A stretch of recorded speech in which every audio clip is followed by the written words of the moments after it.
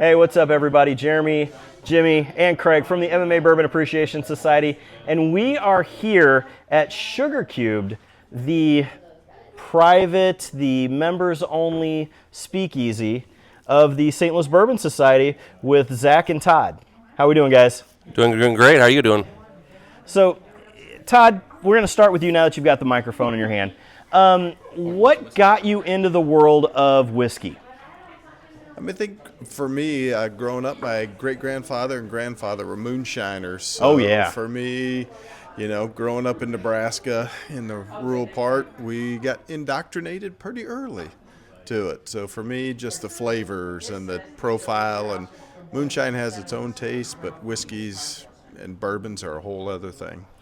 So Zach, kind of tell me about the club. What is the concept? What is the ideas that brought this about here? So we do. Let's start with, we have a Facebook group where you can join. There's a Patreon membership, so anyone can be a part of the community. What they wanted to do is actually have a brick and mortar store where everyone could just hang out. Okay. So it is a private members-only lock club, but it's really kind of a hangout. It's a hangout, yeah. So it's basically what you want to do with your friends all the time anyway, and a bottle share every night you're here. So it's just, it's a nice, meeting new friends, and that's what whiskey's all about, memories and friendships, so. Yeah, so we've got some pretty cool bottles on the table. Zach, I'm going to start with you. Kind of talk me through just a couple that we've had tonight. A couple of these I've actually done the barrel picks for through Maui's Liquor in Cotterville.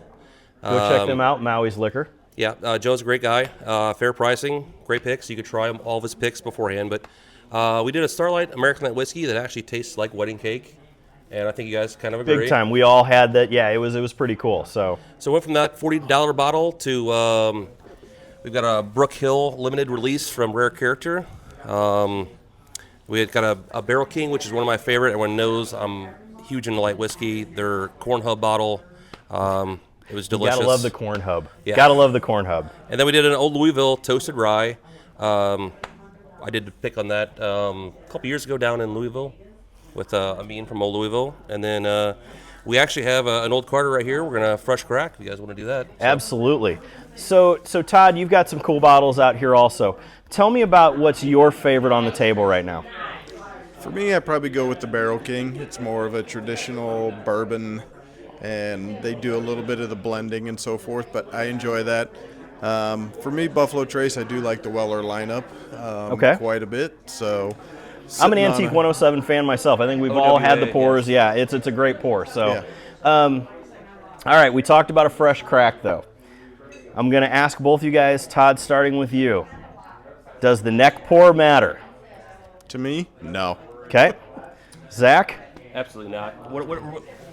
What actually really matters is it's always best to open the bottle and let it breathe for a minute. Okay. So once you get the oxidation in there, that's what really matters. I don't think the neck pours really matters. So I'm going to pass that to you while you do it. I think it's more so that everyone just rushes, pours it, and drinks it. Okay. And they're like, oh, the neck pour is terrible. Well, now you've let the bottle sit open, you go back to it, it's oxidized, tastes much better. So. All right. So, Todd, with all of the bottles on the table, we're going to do a fresh crack. Tell me about what the experience is like here that, this really just seems kind of like a community now. It seems like it's just a bunch of buddies who hang out together. They basically bought a clubhouse. So, take me through a typical night here at the Sugar Cubed. It's always fun because it can be a mix of different people. It can be the same people you're with that have a similar palate to yours. You got other people that probably have never tried anything. So for me, it's nice to share it with people who have never had the opportunity to try the bottle and give you sometimes a blind opinion of what it tastes like because, it varies so much on what you've had to drink before or eat before. And so it's nice here because, nobody cares. Everybody's willing to share, and it's just a nice, fun community. So you get everybody's feedback since everybody has a different experience. So, all right, Zach.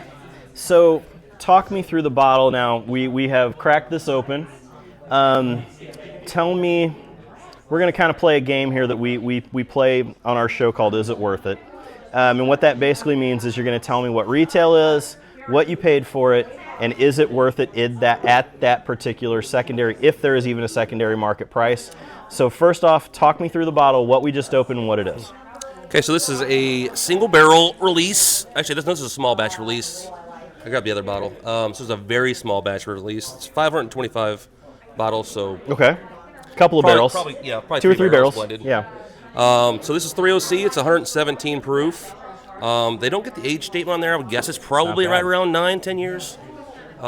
So Mark Carter actually owns a wine company, and that's where he started. So he's blending wines and tasting wines and moved into whiskey. And he's probably one of the best whiskey blenders and maybe one of the better palates, I think, in probably the nation. Okay. He does a really fantastic job. These bottles actually come out of his lock club, which these lockers were actually based off of, so they look pretty similar, but we built these, so they're not quite as nice quality as his. But yeah, he's down there right next to, I believe, Justin's House of Bourbon, right? Yep, right next door. Because I think they own that whole corner Okay. block. But this bottle, I think it $250. I think is what you paid for it. Okay. But you have to have a locker membership, so you're paying the locker membership also. But retail, and then secondary, these probably go for around $300. But I've yet to have an Old Carter that I didn't think was above average. Yeah, this is a great pour. It's nice. It's a little spicy. 117 proof doesn't really overpower you at all.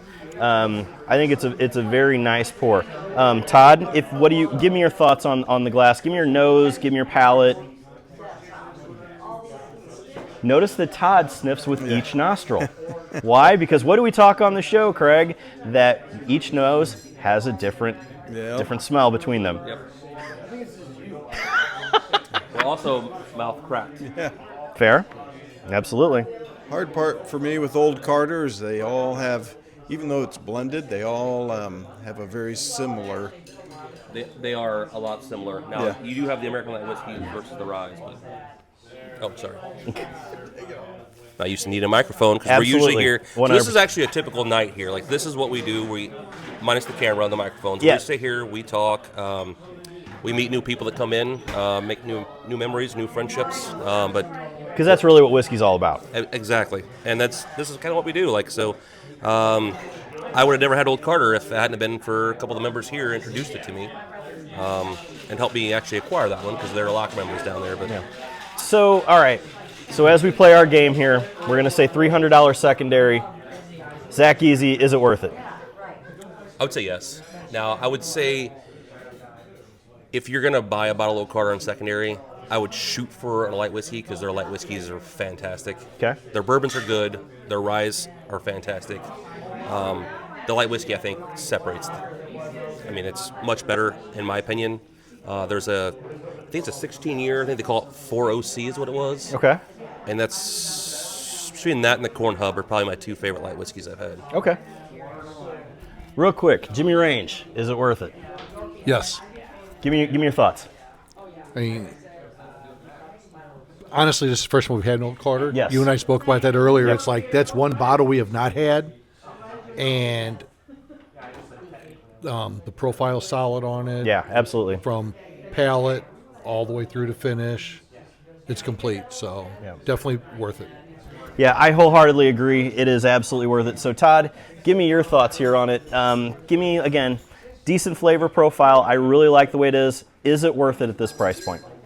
It's worth it to me, I think. It's got a great nose, palate, it lingers, it's got a nice viscosity where it just kind of hangs with you but doesn't overpower. And so for me, it's worth it every day. All right. Well, guys, I really appreciate that you having us out tonight. This has been an amazing experience. Again, this is like hanging out with your friends at the corner bar at your home. But, of course, you guys just kind of made your own play place, and that's awesome. So, Todd, give them a little bit of information. How can they find you online? Or Zach, either one of you kind of give me how you can find out more information. Is there memberships available? Can people join? Are we screwing this up for you because we're telling the world about it right now? So, No, I mean, because once the memberships are sold, that they were sold out. Now, you can always be a Facebook follower. Okay. STL Bourbon Society on Facebook. We do have Patreon members too. So there are different tiers. So your different tiers get your access to events we do, like whether it be Penelope or Michter's doing a ticketed event upstairs. And you guys have done some. I mean, Jackie Zycan's been here. Fred Minnick's been here. You've brought in some of the big names in the whiskey world. We have, and we've brought in some cool names in the music world too. I know you're a bit of a music fan yourself. I am. So Steve Ewing from the Urge, he's played in the corner over there a couple times. He also does our Bourbon and Brews event every year in Cotterville. And then we have J.R. Richards from the '90s band Dishwalla. Yeah, done a lot that would be crazy. Stuff, Counting Blue Cars was in this building. Yeah, yeah. I know you're too old to know who that is. Acoustic and piano only. Right? Yeah. So yeah, candlelit. So that's we can do with the tiers. The Locker Club itself, we do offer a few different kinds of memberships. There's the solo. There's a co-primary where you can split with somebody, and there's a community which is $50. You can only bring one person with you instead of the 5 people with you. But we do have a section of lockers. You can bring 2 bottles and you share it with other people. Okay. So is there space available still? It's a darn fine question, right? So. We've been sold out several times. Okay. And it's usually if somebody leaves, which doesn't happen a whole lot, but right. like every once in a while someone gets told that, you can't drink anymore, or doctor says it's probably not a good idea. Got it, this yeah. or that, But is that point in time you bring in a stunt drinker, just like we did on the last show? So yeah. Go check that out on our Spotify. Yeah, so I mean, or somebody moves away. Like we've had a couple people just move, military, this or that. So a locker will open up, but it usually sells out pretty quickly. Like when I became an ambassador and got my locker in the back, Mark from Code 3 Charities took my locker before I even cleared it out. So there's some memberships available. You just gotta keep your eyes open. The communities, I think there's still plenty of community bottles available. Okay. Or community lockers available. So. All right. Well, thank you very much for having us tonight, and we really appreciate it. And we'll see you guys next time right here at the MMA Bourbon Appreciation Society. Cheers, guys. Cheers.